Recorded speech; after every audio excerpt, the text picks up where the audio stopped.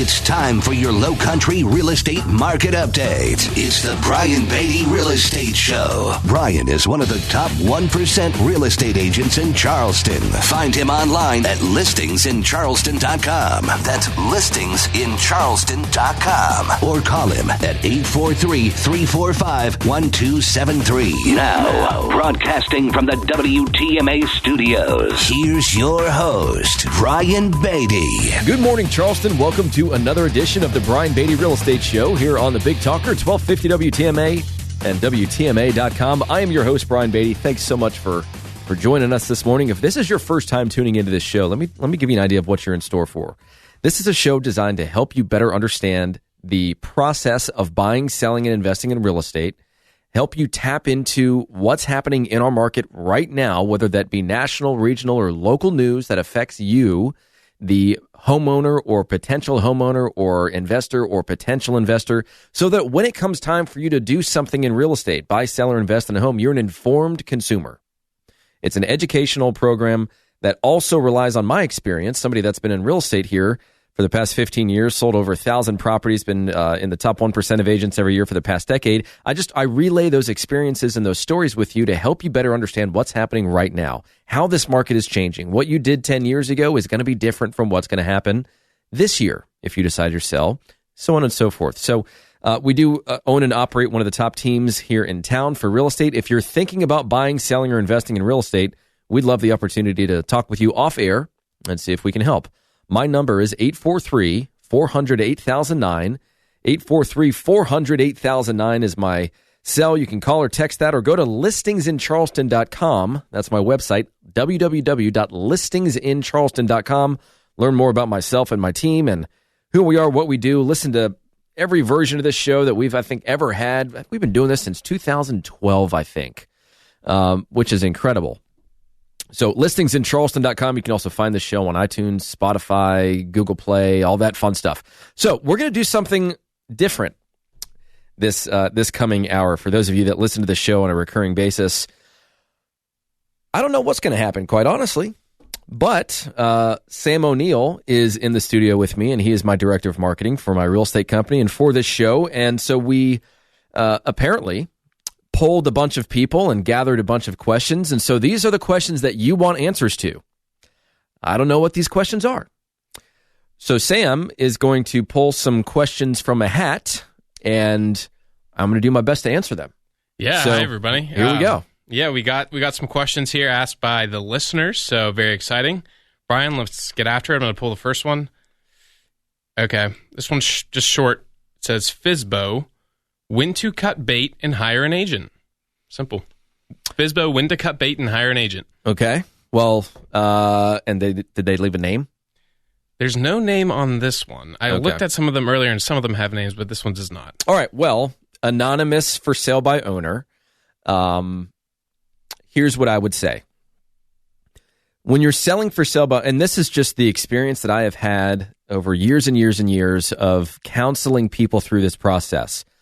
The first thing that I want to say is that if you want to sell your home on your own and you have the ability to save some money and save some commission, and it's worth your time to create that savings for you, then more power to you. If you can get it done, that's awesome. And I truly mean that. And when we talk to for sale by owners, we come from contribution. There's so many agents out there that'll say, oh, I got a buyer. When can I come and see your house to see if it's the right fit for them? They don't have a buyer. Most of them don't have a buyer. It's a foot in the door technique. And we talk about that all the time on this program. They don't have they just want to get in front of you and learn more about your situation. And it's so obvious when, a seller puts their home up for sale by owner, and then 90% of their phone calls are from real estate agents, and they're just trying to hammer them into getting a listing. If the agents want the listing, then be upfront and say, hey, I want to be your listing agent. But before that happens, or before you get to the point where you feel like you can't do this on your own anymore, I want to help you sell your house.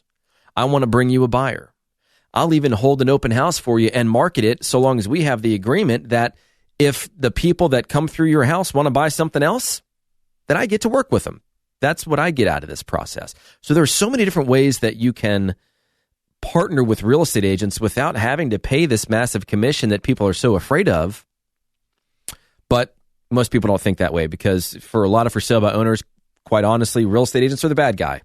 And I think we've kind of painted that picture for ourselves at times. So we try to do something different. But to answer the question more specifically, how long should you try on your own before you decide to hire an agent? That's totally up to you guys. But I think if you're being intelligent about it, look at the days on market in that area. Have you priced your home effectively? Have you marketed it? Do people actually know that your for sale by owner exists? What's the condition of the property like in comparison to the other properties that you're competing against?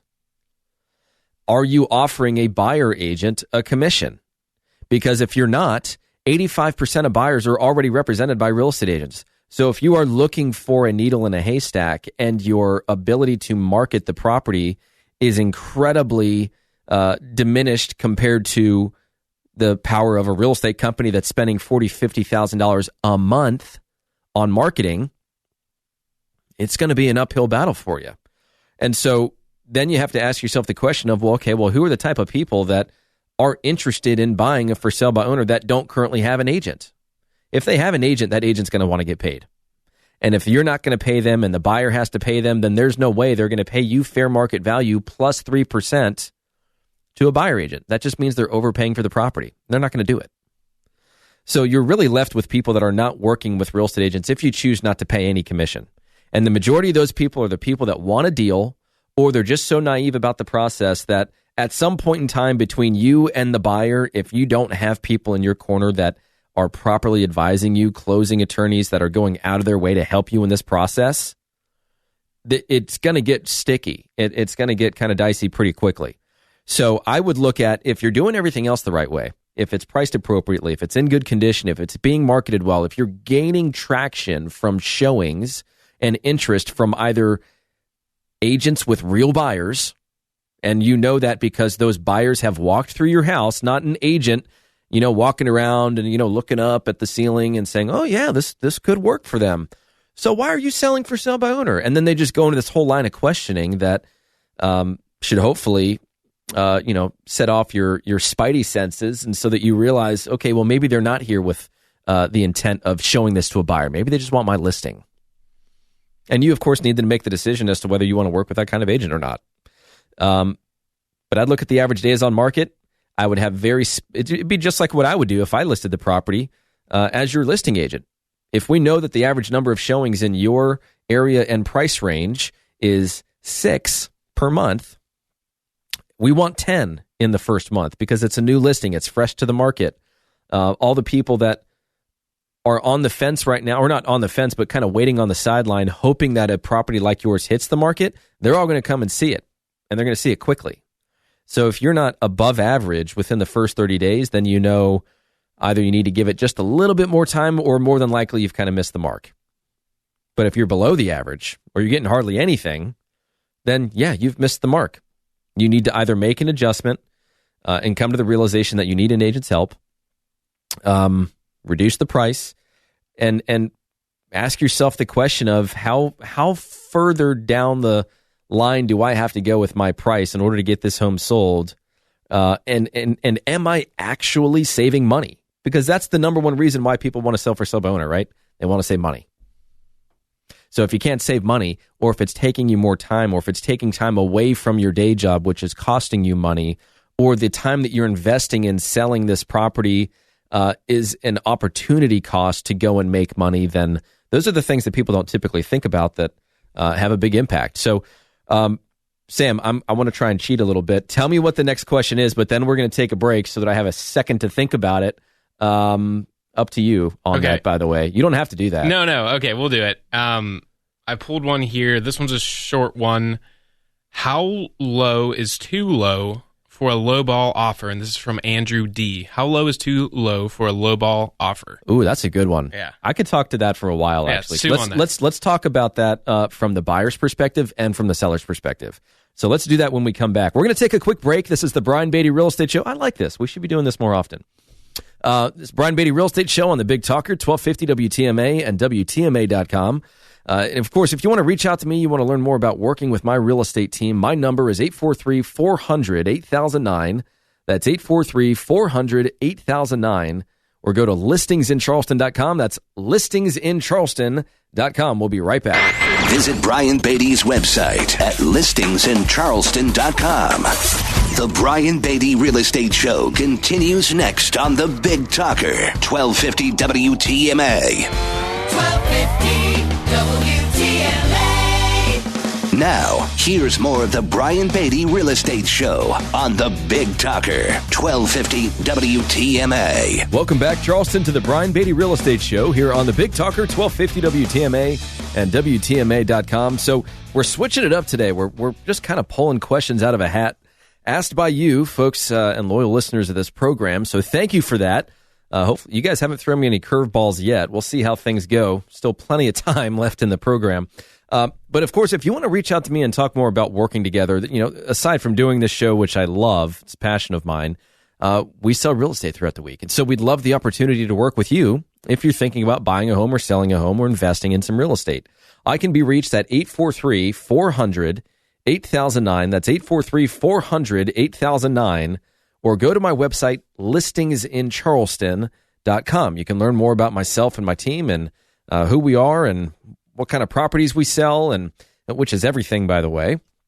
Listen to hundreds of versions of this show. We've been doing this for, I think, going on 8 years now, and a whole bunch more. So listingsincharleston.com. So, Sam, you read the question of how, let me make sure I get this right. I'll read it. It's from Andrew D., and it's how low is too low for a lowball offer, from Andrew D.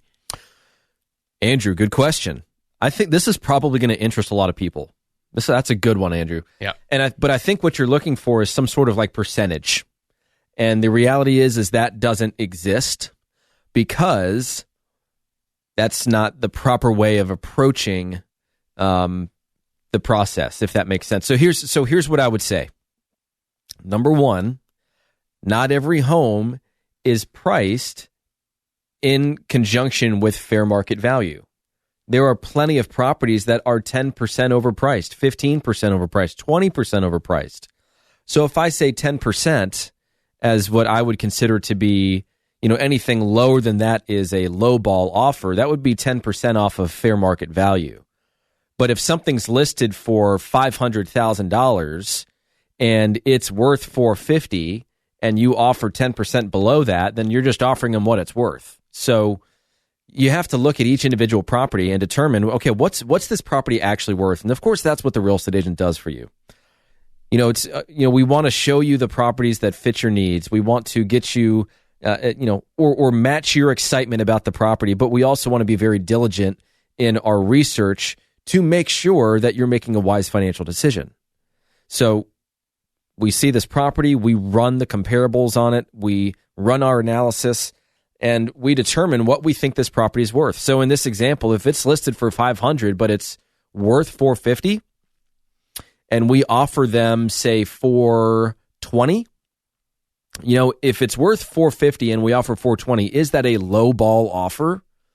Well, in my opinion, no, that's not a low ball offer. $400,000 would be a low ball offer. But you have to think about it. The sellers think, if, let's say that we offered $420,000, well, $420,000 off of $500,000, that's $80,000. They might consider that to be a low ball offer, but in reality, it's not, because it's not that far off of what that property is worth. So from a buyer's perspective, this is really what you want to do. This is kind of the magic behind this process, and this is going to depend on how long this property has been on the market and how motivated this person is to sell. So both of those pieces of information you should have before you make the offer. Now, you probably might be asking yourselves, well, how do we know how motivated a seller is to sell the property? Well, if you're a real estate agent and you've been doing this for long enough, you know the right questions to ask to kind of uncover that information. Just like the seller wants to know who the buyer is and where they come from and what their story is and do they have a home to sell, and if they walk through it and they like it, are they in a position to buy it, and have they been pre-approved for a mortgage, or they're paying cash? Sellers have all these questions for buyer agents. And this is something that we put people through when they want to see our properties. We want to make sure, we pre-qualify our showings. We want to make sure that if somebody is going to leave their house and clean it up and pack up their kids and their dog and they're put it in the car for an hour and drive around aimlessly, I want to make sure that they're doing that for somebody that has a really good reason for being in that house and that would probably buy it if it checks all their boxes. Not, we're visiting some family and we live in Florida and we're going to be retiring next year, so we just wanted to gain a sense of, what properties looked like in this area. And next year, if we decide to put our home on the market, then at least we'll know this is an area we'd consider along with Myrtle Beach and Charlotte. And it's just like the quintessential tire kicker that you have just spent all this time letting walk through your house that will not buy it. So obviously sellers don't want to go through that process, and that's something we make sure doesn't happen. Obviously, no plan is foolproof, but you want, as a buyer, you want to make an offer that's just low enough for them to consider it and respond. If you go too low and they reject it, then you have to figure out how much further up the chain you have to go to solicit that response out of that seller. You don't want to negotiate against yourselves. Now, I realize the irony in saying this, but on the seller side of things, I do not like my sellers to reject offers. And here's why. I don't really care where they start. I just care where they finish. And I have had too many success stories in my career where somebody did make a lowball offer. I had somebody that made I think we had the property listed for like $1.34 million. They offered $1 million. We came off the price $15,000 and the buyer took it. Obviously, in most instances, it's fairly justified for the seller to want to just reject the offer. Be like, come on, don't waste my time. $1 million on a $1.34 million house, that's worth it? No, thank you. Go waste someone else's time. But when we had the conversation and I explained my reasoning and we came back, the buyer took it. I mean, that's an extreme example, but the reality is this. You want to sell the house. The buyer wants to buy the house. Let's get the emotion out of the way. If some people they just can't help it. They just have to make a lowball offer. Maybe it's just so they can put that notch in their belt and be like, okay, well, now we know. Now we know, because everybody hears these glorified stories of somebody getting a property for a considerable amount off of the asking price. You don't know the dynamics of that transaction. You don't know if that property that they bought for $250 was worth, $260 and they only got a $10,000, bonus in the form of equity, but it was listed for $300. It was way overpriced. I mean, there's so many dynamics that go into that. But in this market, if you find a buyer that wants to buy and a seller that wants to sell, yeah, there might be frankly, a little bit of a stupid decision made on either side of the transaction initially. But if you can get over that, take advantage of that, put yourself in the position of power, and go back to the party and say, hey, you know what? I appreciate you putting together an offer on my house, but I'm not going to sell it for that amount. So here's the deal. I'm going to come down $5,000 just to show you that I'm willing to negotiate, but your next offer better be a good one. Otherwise, I will not spend any more of my time on it. Now, if a seller said that to me and I really wanted to buy that house, I'm not a tire kicker, I'm a real buyer, then I'm going to take that seriously and I'm going to say, okay, all right, you caught me. Let's make a deal. And usually that's the way it goes. But when you let emotion get in the way and you say, that is just absurd. That's ridiculous. No way. Tell them to take a hike, pound pavement, pound sand. You don't get anywhere with that. So anyways, hope that answers your question, Andrew. Sam, what's next? We're just pulling questions out of a hat. I don't know what these questions are.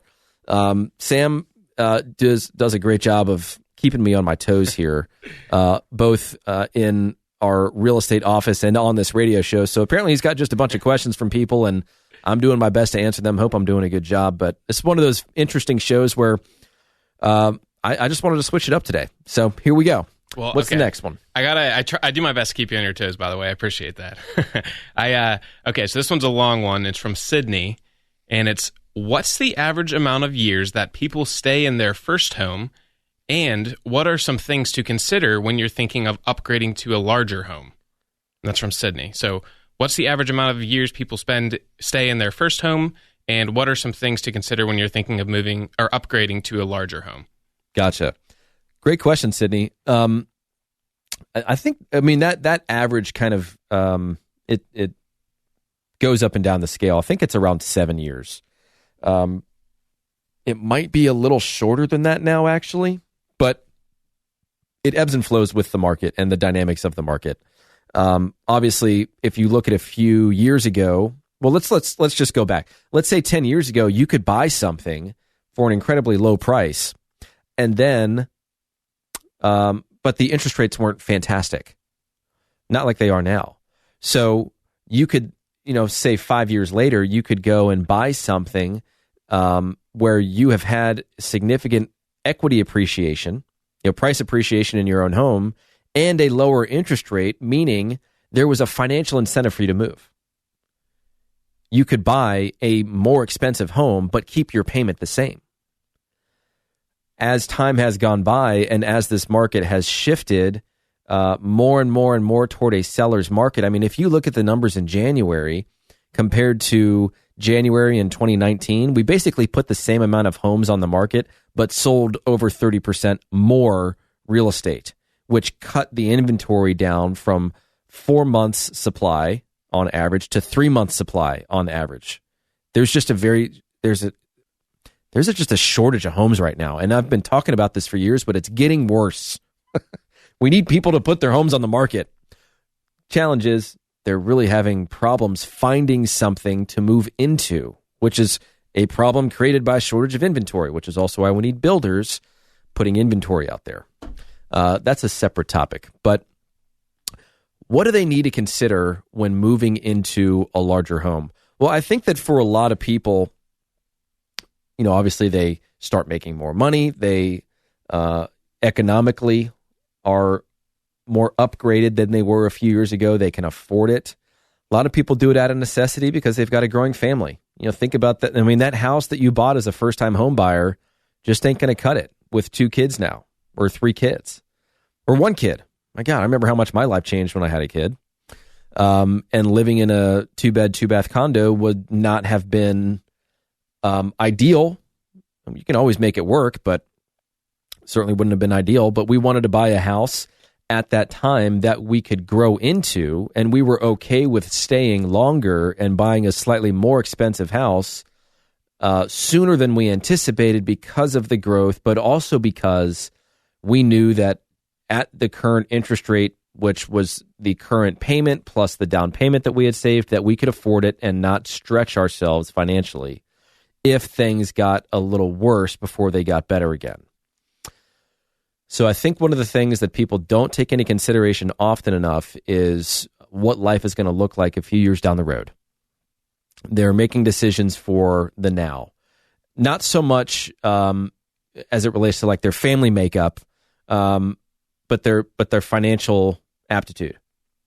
Think about all the people out there that, and I know some of them. I'm not going to go there. I almost got myself in trouble, but there are people that live their lives paycheck to paycheck, and the more money they make, they don't get themselves out of that grind because they just spend more of what they make. Every time they start to make more money, they upgrade. The idea of living below their means is not something they've ever had to do before, because every time they get an upgrade, they get a raise, that debt finally gets paid off, then they just put more debt on top of it. And it's a problem that is running rampant throughout America right now. We see it all the time in folks that we talk to that are inquiring about properties we have for sale, and they make good money, but they're so maxed out on their expenses and their debt that whatever they make, they spend. They're not saving or investing it. So I think something to take into consideration is if you're going to move up into a larger home, be realistic about what you want and what you need, but also take into consideration the fact that there can be times where life isn't as good as it is right now. And if you don't have that safety net, built up. You don't have that, that account that you can rely on if you lose your job or if you're in sales and business is slow, then you're setting yourself up for some real problems. So that's what I would say to that. That's probably the biggest thing that would be in the back of my mind is, are you making decisions for the now? And is your current financial picture a reality several years from now? Or if something happens, how much trouble are you going to be in?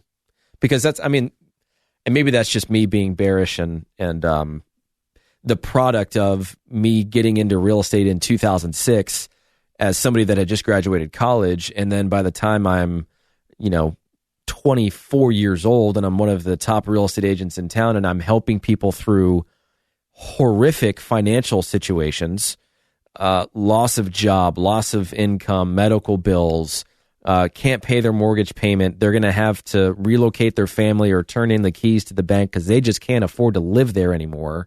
And what are they going to do? Those are really tough conversations to have. So I've always been a little more conservative financially in my own personal life. Obviously in business, when you hire me to market your properties, you'll see as we're going through the marketing plan that I am anything but conservative. I invest in many different ways to create exposure, and I invest in processes that make your life as a seller easier and our life as a real estate agent more efficient so that we can do more and be more available to our clients. So, hope that answers the question. And if you guys want to reach out to me and, talk with me personally about buying, selling, or investing in real estate, we'd love to have that conversation with you. My number is 843-400-8009. That's 843-400-8009. Or visit my website, listingsincharleston.com. That's listingsincharleston.com. Stick around. We'll have a few more questions, I'm sure. This is the Brian Beatty Real Estate Show on the Big Talker 1250 WTMA and WTMA.com. Hear the Brian Beatty Real Estate Show every Saturday morning at 9 and each Sunday morning at 10 on 1250 WTMA and WTMA.com. 1250 WTMA. Now, the Brian Beatty Real Estate Show continues on Charleston's Big Talker, 1250 WTMA. Welcome back, folks, to the Brian Beatty Real Estate Show here on the Big Talker, 1250 WTMA and WTMA.com.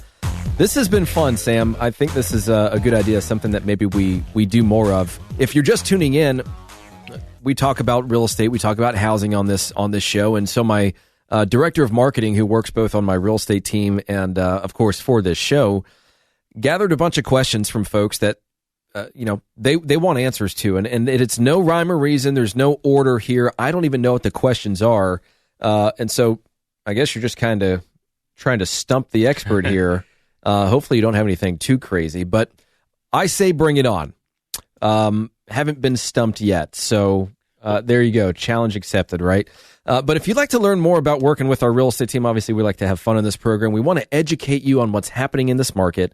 We want you guys to better understand, the process, how real estate agents work, how you need to approach it so that you can win when it comes time for you to buy, sell, or invest in real estate. And if I can help you with that, I'd love the opportunity to do so. My number is 843-400-8009. That's 843-400-8009, or you can visit us online at listingsincharleston.com. That's listingsincharleston.com. So, back at it. More questions, Sam.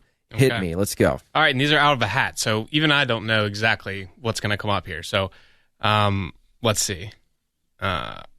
All right, this person has some global concerns. No name on it, but what impact has the coronavirus had on the U.S. real estate market? So, how about that? Are you serious? Show me that piece of paper. Right there. What impact has the coronavirus had on the U.S. real estate market? Right there. Yeah. As soon as I said that, of course, that's called karma. Yeah. And it's anonymous. Yep. So we don't know who wrote that. I don't know, man. I mean, here's the reality. Look, yes, there are probably tie-ins with the fact that because of that issue, that it has affected the market, which has affected the stock market, which has impacted bond yields, which has impacted interest rates, which is why interest rates are low right now. They're at 2-year lows. They've been at 3 and 4-year lows so far this year. I mean, interest rates are low, low, low, low, low. Coronavirus likely has something to do with that. How it has something to do with that, couldn't tell you. Not going to guess. Not going to put myself in that situation. But the reality is this: interest rates are super low.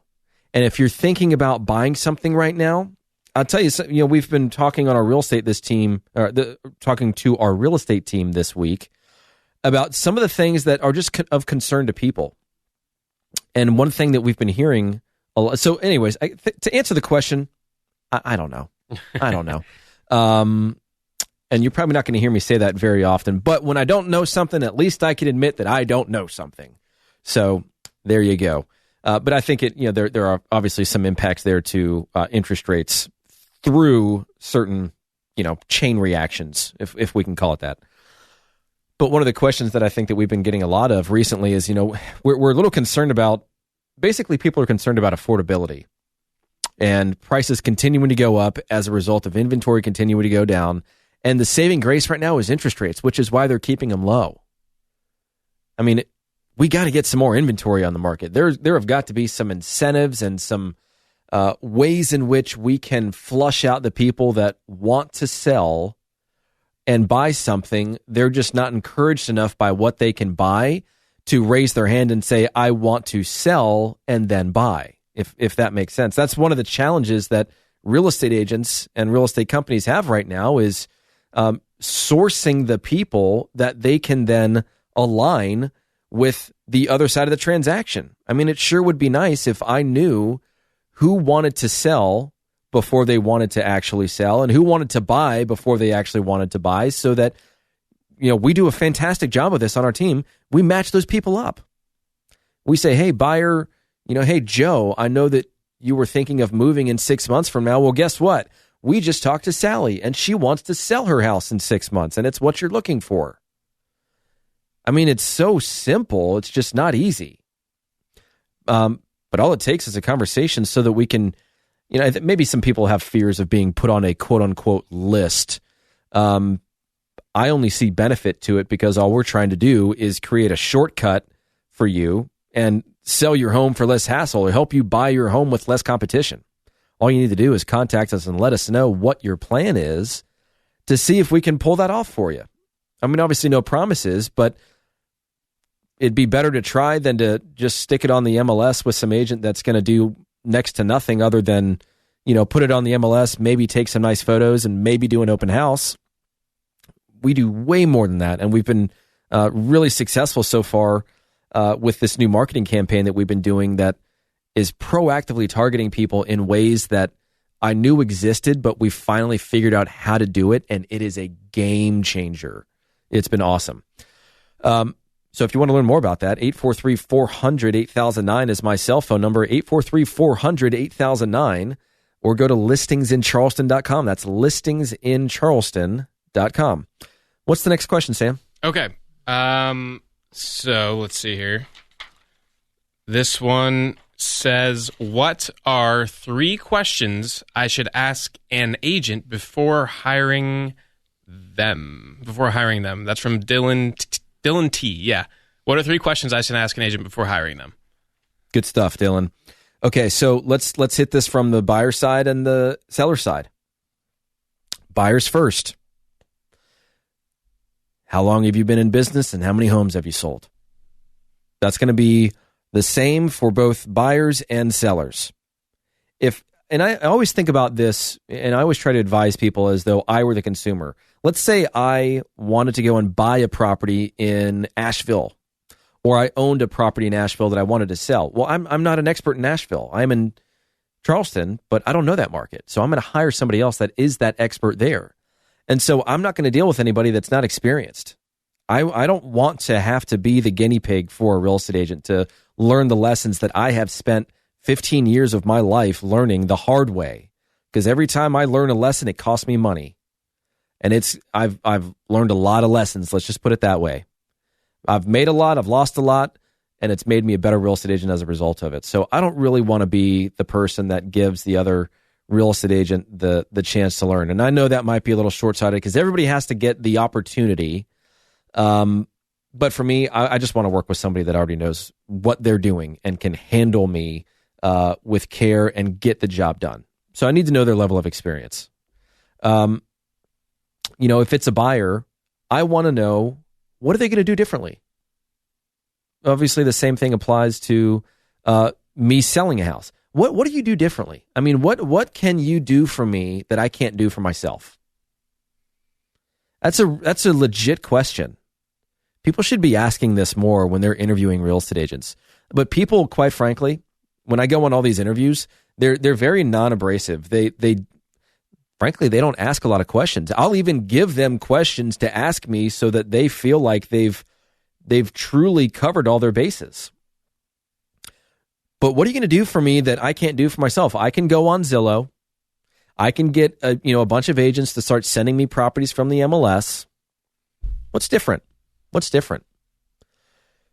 If I'm working with somebody and I want to buy a house, I'm going to expect that agent to understand what I want. And not just, say, hey, well, I'm going to just email you properties. I'm going to create this search for you. And each time a new listing hits the market, the system's going to email you.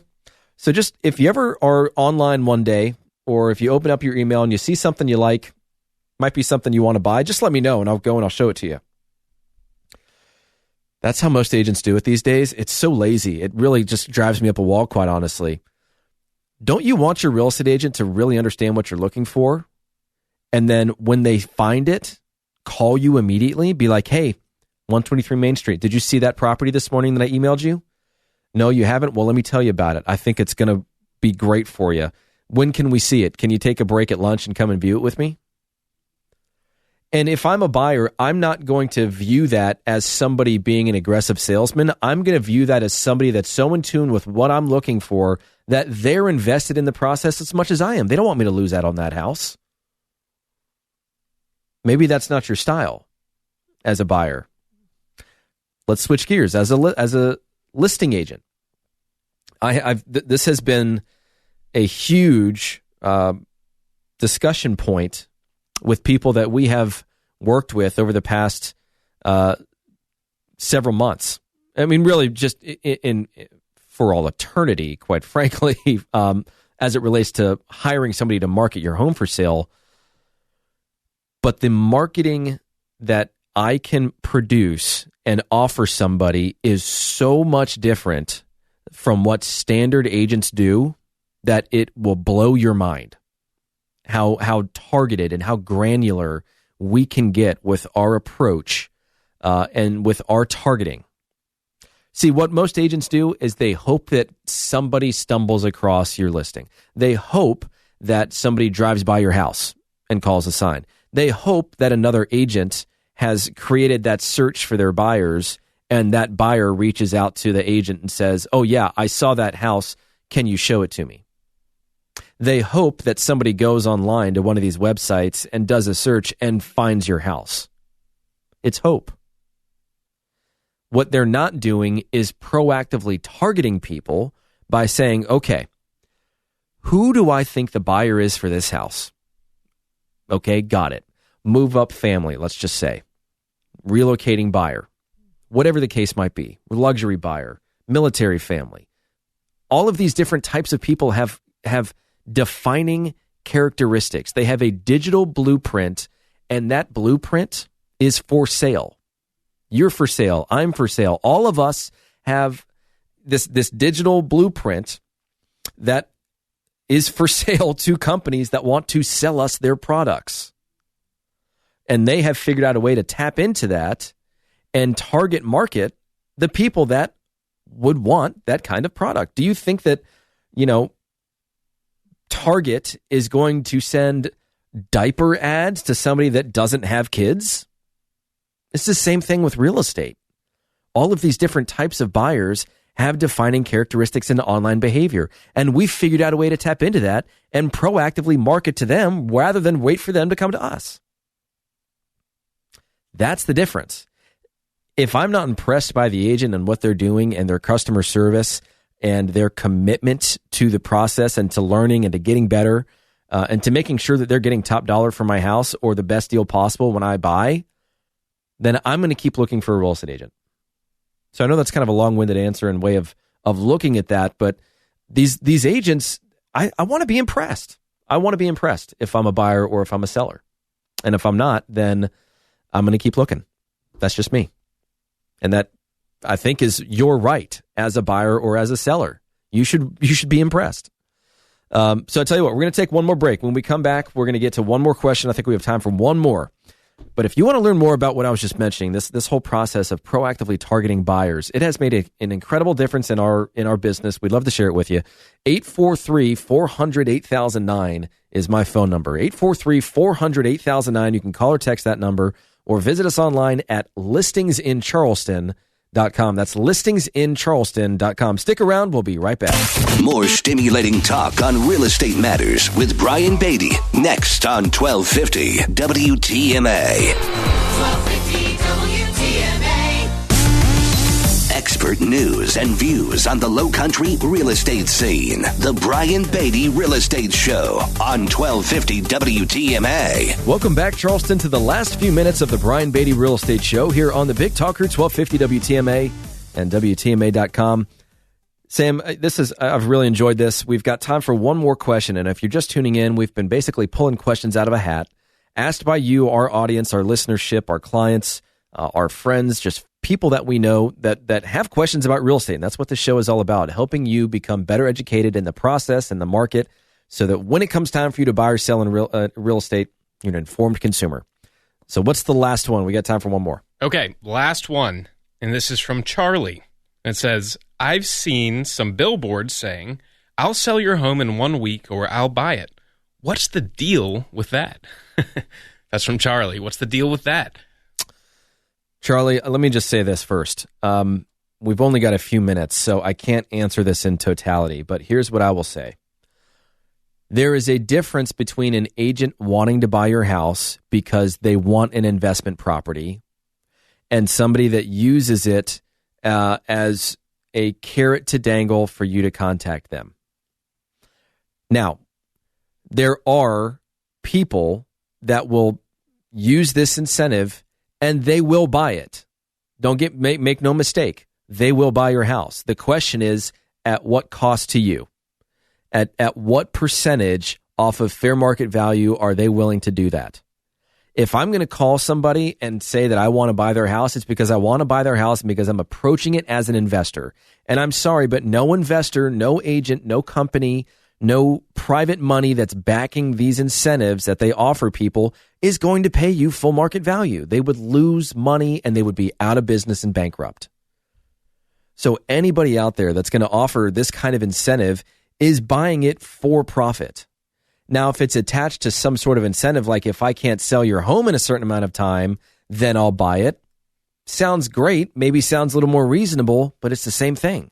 If they can't sell it and generate a commission and they buy it, at what price are they buying it off of fair market value? Most of these companies are about 25, 30%. If your home is worth $300,000, sorry, you're getting an offer for $200,000. That's a big swing for a lot of people. I could take that $300,000 house and list it for $285,000 and have 10 offers by the morning, depending upon where it is. So I think you really have to take these incentives that you see with a grain of salt. And let's be honest, it's sales. It doesn't matter if it's real estate or if it's car insurance or if it's anything like that. There are always going to be incentives that cause you to learn more. And as soon as you express that interest, as soon as they've piqued your curiosity, they've won. Because then they get to have the conversation and through intelligent objection handling, back their way into what they really want, which is just a customer that wants full price and you're willing to give them full service. That's what that's the name of the game.